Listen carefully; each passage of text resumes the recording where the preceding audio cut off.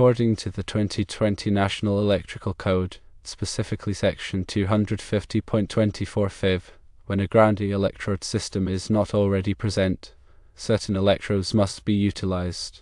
Firstly, a metal underground water pipe should be considered.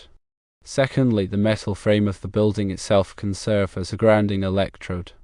However, if neither a metal underground water pipe nor the metal frame of the building is available, then the grounding electrode system must be comprised of one or more of the following options. 1. Rod, pipe, or plate electrodes. 2. A concrete encased electrode, commonly referred to as a Ufer ground. 3. A ground ring. A Ufer ground is considered the most effective grounding electrode system. It's an electrode encased within concrete, typically within the foundation or footing of a building. However, if installing a Ufer ground is not feasible, a combination of the other grounding electrodes mentioned can be employed. In situations where buildings are already completed, and access to the slab or bar for a Ufer ground is impossible, employing a ground rod and a cold water bond is a practical alternative. The ground rod must adhere to specific requirements. It should be at least 8 feet in length and driven directly into the earth. The cold water bond, on the other hand, needs to be connected to the cold water pipe as near as possible to the point where the pipe enters the building. Crucially, the entire grounding electrode system must be bonded together. This bonding ensures a continuous and uninterrupted path to ground, which is essential for safety and proper electrical system function. The bonding is achieved using a grounding electrode conductor, which is typically a copper wire. This conductor connects all the different elements of the grounding system, such as the ground rod, the cold water pipe, and the electrical service panel, creating a unified grounding network. The size of the grounding electrode conductor is determined by the size of the service entrance conductors, as specified in NEC Table 250.66. Proper grounding is a critical aspect of electrical safety. It provides a low impedance path for fault current to return to the source, allowing overcurrent protection devices, such as circuit breakers or fuses, to quickly trip and energize the circuit, preventing electrical shock and minimizing the risk of fire. A properly installed and maintained grounding system also helps to minimize voltage fluctuations and electrical noise, which can improve the performance and reliability of sensitive electronic equipment. The National Electrical Code, or NEC, provides comprehensive guidelines for grounding and bonding electrical systems. It is essential for electricians and electrical inspectors to be familiar with the NEC requirements to ensure that electrical installations are safe and compliant. Understanding the different types of grounding electrodes and their applications is crucial for designing and installing effective grounding systems in various types of buildings and structures. Furthermore, it's important to remember that local codes and regulations may have additional requirements or modifications to the NEC. Always consult with local authorities and qualified electrical professionals to ensure compliance with all applicable codes and standards. The effectiveness of a grounding system depends on several factors, including the type of soil, the size and type of grounding electrodes, and the quality of the connections. Regular inspection and maintenance of the grounding system are essential to ensure its continued effectiveness.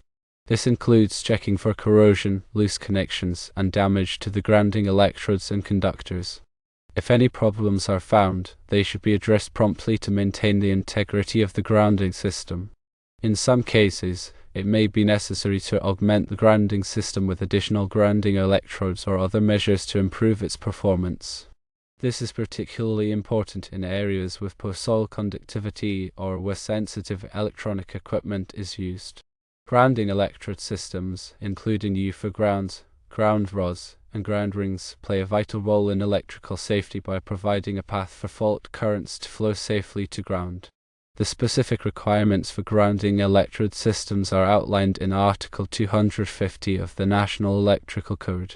This article covers a wide range of topics, including the types of grounding electrodes permitted, the sizing of grounding electrode conductors, and the bonding requirements for different parts of the electrical system.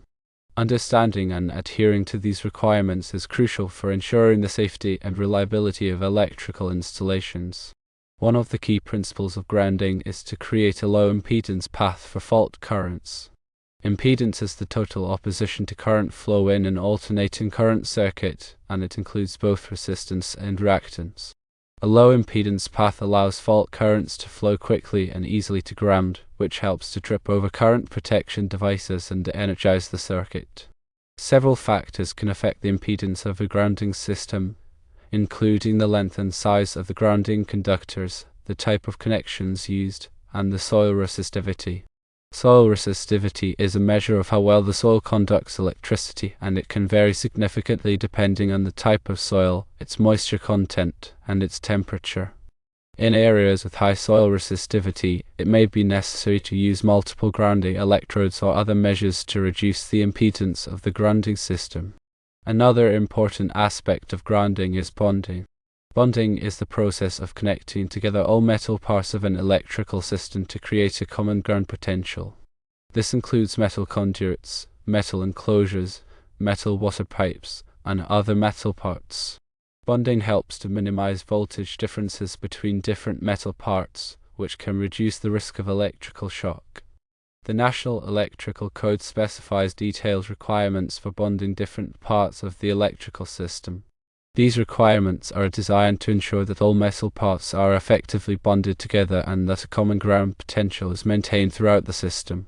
In addition to grounding and bonding, surge protection is another important aspect of electrical safety.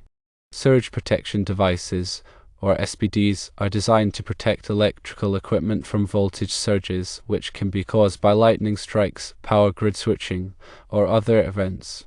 SPD work by diverting surge current to ground, preventing it from damaging sensitive electronic equipment. The National Electrical Code requires surge protection in certain types of electrical systems, such as those serving critical facilities or those located in areas with a high risk of lightning strikes. Selecting the appropriate grounding electrode depends on several factors, including the soil conditions, the size of the building, and the type of electrical system. Ground rods are a common choice for residential applications, while ground rings and concrete-encased electrodes are often used for larger commercial than industrial buildings. The National Electrical Code provides guidance on selecting the appropriate grounding electrode for different applications. The installation of grounding electrodes must be performed carefully to ensure that they are properly connected and that they provide a low impedance path to ground. Ground rods should be driven into the earth to a depth of at least 8 feet, and they should be spaced at least 6 feet apart. Concrete encased electrodes should be encased in at least 2 inches of concrete, and they should be located within the bottom of the footing or foundation. The connections to grounding electrodes must be made using approved connectors and methods. The connectors must be suitable for the type of grounding electrode and the type of conductor being used. The connections must be made tightly and securely to ensure a low resistance connection. Regular inspection and testing of grounding systems are essential to ensure that they are functioning properly. Ground resistance testing can be used to measure the impedance of the grounding system and to identify any problems with the grounding electrodes or conductors.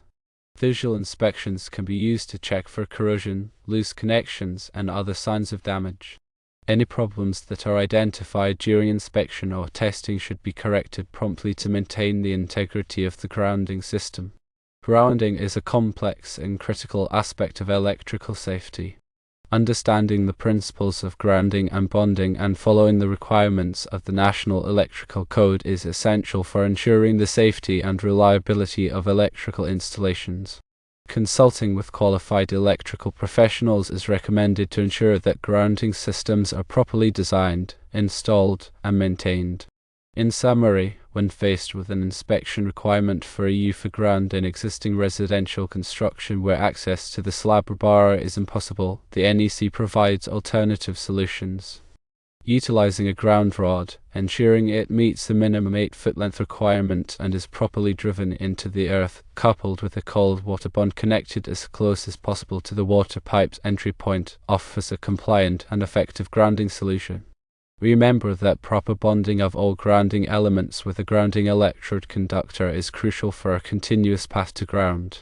Adhering to these guidelines ensures electrical safety and code compliance in situations where a Ufer ground is not feasible.